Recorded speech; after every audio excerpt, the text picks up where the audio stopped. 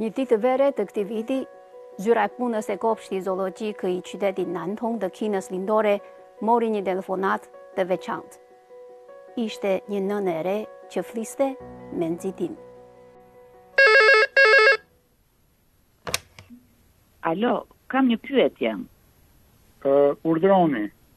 A mund të më ktheni pagesën e kartës vjetore të hyrjes? A e keni përdorur? Po vetëm disa herë, jo shumë. Me që një kartë e tillë shitet me çmim paket, kemi frikë se nuk mund të kthehet. E kuptoj. Por vajza ime sapo u diagnostikua me një sëmundje të rëndë. Mjekimi afatgjatë do të kushtoj shumë dhe familja ime nuk është në gjendje ta përballojë. A mund të më ndihmoni? Një minutë, zonjë. Më lini mënyrën e kontaktit. Do të lidhemi pas pak me ju. Shumë shpejt, kopshti i ktheu pagesën dhe i premtoi se do të rezervonte të tretat e hyrjes për vajzën. Kështu që pasi dëshirohej, mund të futej falas kur të donte. Por në qoftë se mendoni se ky është fundi i tregimit, do të gabonit. Faktikisht, pas disa ditësh, vajza e vogël mori një dhuratë të posaçme. 62.083 yuan fond dhurimi për mjekim.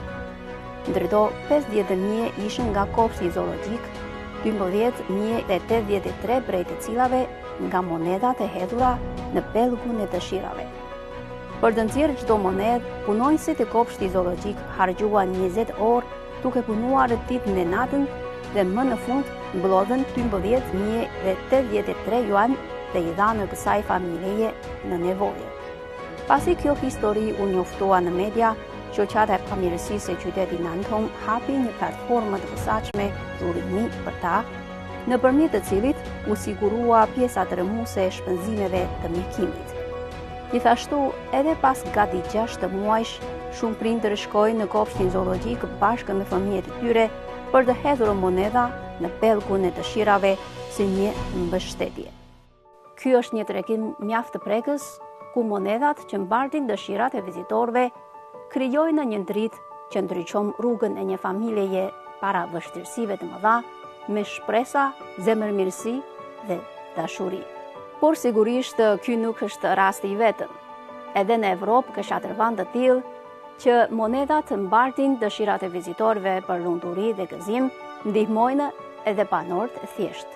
Në Itali ka një traditë që ka të bëjë me monedat e hedhura në shatërvanin e Trevit të Romës.